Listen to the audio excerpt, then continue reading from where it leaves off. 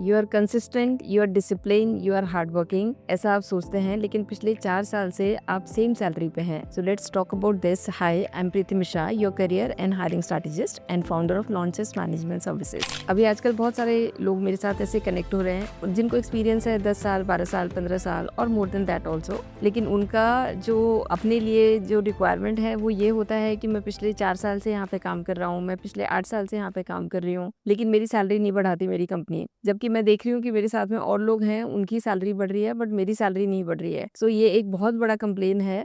तो we need to analyse our performance, we need to analyse our team manager, our work, कि क्यों हमारा ऐसा हो रहा है कि हमारा सैलरी हमारी नहीं बढ़ रही है, what is the reason behind that. तो कुछ कुछ पॉइंटर्स हैं जो मैं आज आप लोगों को बताऊंगी। If you keep those points in mind तो फॉर श्योर या तो आप जॉब चेंज करेंगे या फिर आपकी सैलरी वहां पे बढ़ जाएगी, तो कुछ आपका वैल्यू ऐड होगा आपके प्रोफाइल में। नंबर 1 है लॉयल्टी इज नॉट इनफ। तो कंपनीज लॉयल्टी के लिए पे नहीं करेगी आपको सिर्फ लॉयल्टी के लिए। Loyalty is good, that is again an underrated thing, लेकिन कंपनी स्किल के लिए भी आपको पे करती है। तो आपका लॉयल्टी तो बहुत है, आप रोज टाइम पे आते हैं, रोज जाते हैं, मैनेजर से सारी बात सुनते हैं, जो काम आपको दिया जाए आप वो कहते हैं, लेकिन आप कोई ग्रोथ, आपका माइंडसेट नहीं है, आपने कोई नया स्किल ऐड नहीं किया है या आप कोई और एक्स्ट्रा वैल्यू ऐड नहीं कर रहे हैं अपने प्रोफाइल में। तो कंपनीज क्या करती हैं, जब भी आपका प्रमोशन का टाइम आएगा, जब भी आपका अप्रेजल का टाइम आएगा, तो हो सकता है आपको पूरे साल कोई कुछ नहीं बोलेगा, लेकिन जैसे ही आपका अप्रेजल का टाइम आएगा, that time they will sit and they will say कि आपने क्या किया, आप पिछले इतने साल से आप यही काम कर रहे हो, आपने कुछ नई चीज सीखी, आपने कुछ नया, and they will give example of other people कि ए को देखो, उन्होंने ये चीज, ये स्किल सीखा है, उन्होंने वो किया, उन्होंने वो पढ़ाई अपने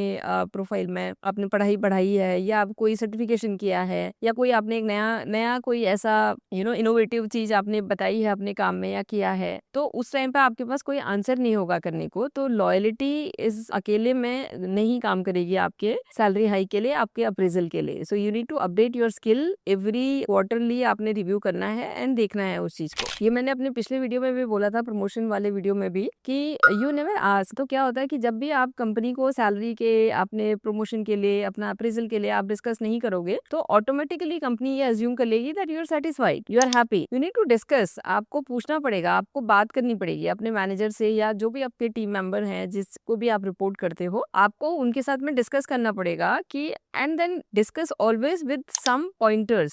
सबकी सैलरी बढ़ रही है सर, मेरी सैलरी नहीं बढ़ रही है, this is not the way of discussion. आप कैसे बात करेंगे कि आपने पिछले 1 साल में क्या क्या किया है, आप यहाँ पर क्या क्या वैल्यू ऐड करते हैं, आप पहले टीम हैंडल नहीं करते थे, अब आप टीम हैंडल करने लग गए, आप पहले डिसीजन नहीं अपना बना पाते थे, now your decision making has improved. तो ये सारे पॉइंटर्स आप अपने दिमाग में पहले पेन डाउन कर लीजिए एंड देन यू आस्क। अगर आप बोलेंगे नहीं कुछ भी चीज, तो कंपनी ऑटोमेटिकली ये सोच लेगी कि यू आर सेटिस्फाइड। जैसे मैंने अपने पहले पॉइंट में भी बोला है कि सिर्फ लॉयल्टी से काम नहीं होगा, there is no skill growth. तो यू आस्क योरसेल्फ कि पिछले 6 महीने में आपने क्या नई चीज सीखी, पिछले 1 साल में आपने क्या नया किया, आपका क्या वैल्यू ऐड हुआ, कोई आपने सर्टिफिकेशन किया, आपने क्या टीम हैंडलिंग सीखा। तो you just ask yourself, you analyse your performance. तो वो बहुत इंपॉर्टेंट है। जैसे ही आप एनालाइज करोगे तो आपको समझ में आएगा कि बहुत सारी चीजें आपको ऐड करनी है अपने प्रोफाइल में, और अगर किसी और को आपकी जगह पर अप्रेजल मिला है तो there is a reason for that, को अप्रेजल इसलिए मिला है। नेक्स्ट पॉइंट है कि you don't speak your work. आप जो भी काम कर रहे हो ये हमें बताना भी होता है। बताना in the sense, it's not in a negative way, because you consider that कि योर मैनेजर, जो भी सीनियर लोग हैं, वो लोग भी बहुत ऑक्यूपाइड हैं, आपसे ज्यादा ऑक्यूपाइड हैं। जैसे जैसे जबकि सैलरी बढ़ती जाएगी, वैसे वैसे हमारी रिस्पॉन्सिबिलिटीज और हमारा बिजी शेड्यूल होता जाएगा। तो ऐसा भी हो सकता है कि आपके मैनेजर के दिमाग में वो चीज नहीं आई है, तो आपको वो चीज बतानी है। अगर आप वो नहीं बताएंगे तो पता ही नहीं चलेगा कि आप क्या कर रहे हैं, आपने क्या किया है, इस महीने क्या किया था, पिछले क्वार्टर में क्या किया था, या कोई वैल्यू आपने ऐड करी थी। Just make a report for that, everything note down. जो भी चीज आप कर रहे हो, जो भी बता रहे हो, वो सारी चीजें नोट डाउन करके and then speak about that आप अपने मैनेजर को, सो दैट जब तक आप अप्रेजल का टाइम आएगा तब तक आपके पास एक सफिशिएंट डेटा होगा जो आपने अपने मैनेजर के साथ शेयर किया है, जो आपने अपनी परफॉर्मेंस एनालाइज करी है। तो आपके अप्रेजल के लिए डिस्कशन वैसे ही बहुत इजी हो जाएगा। तो सामने वाले बंदे को पता है कि आप ये सारी चीजें कर रहे हैं, ये अपडेट है, ये आपने लिखा हुआ है। कई बार ऐसा होता है कि अप्रेजल साल में एक बार होता है, तो हम इनिशियल मंथ में जो काम किया होता है हम वो भूल जाते हैं। जैसे मेरे साथ ऐसा हुआ था एक बार when I was working somewhere.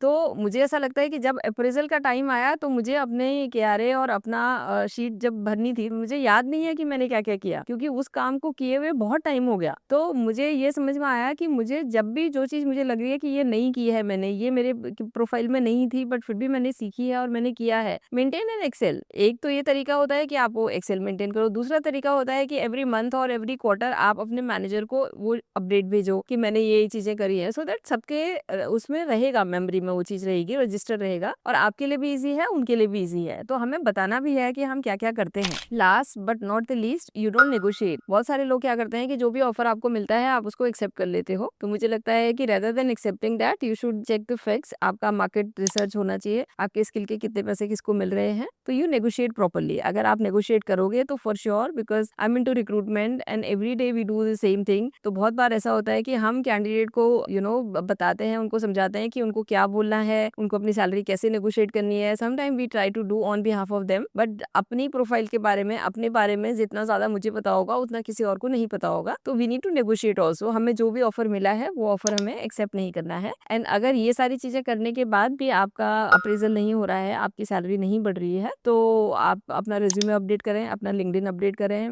Interview के लिए आप जाएं, आप ट्राई टू गिव इंटरव्यूज, अपनी मार्केट वैल्यू चेक करें, टेक सम ऑफर। आप ऑटोमेटिकली, अगर आप इतना सब स्किल्ड हैं, सारी चीजें आपको आ रही है और कंपनी आपको प्रमोट नहीं कर रही है, तो आई एम श्योर बहुत सारी कंपनी ऐसी है कि जो बाहर वेट कर रही है आपकी जैसे कैंडिडेट का। तो आप वहां से अपना डिस्कशन करें, ऑफर लें, एंड आई एम श्योर जैसे ही आप ऑफर लेंगे तो वैसे ही आपको सारी चीजें क्लियर हो जाएंगी और आप अपने मैनेजर को दिखा सकते हैं। आपके मैनेजर को भी समझ में आएगा कि आपका क्या वर्थ है, या तो वो ऑफर वहीं पर रिवाइज हो जाएगा या फिर आप रिजाइन कर देंगे, आप दूसरी ऑर्गेनाइजेशन चले जाएंगे। तो this is the another way. So if you have any query regarding that और किसी को कोई हेल्प चाहिए तो you can get in touch with us and please subscribe. Thank you.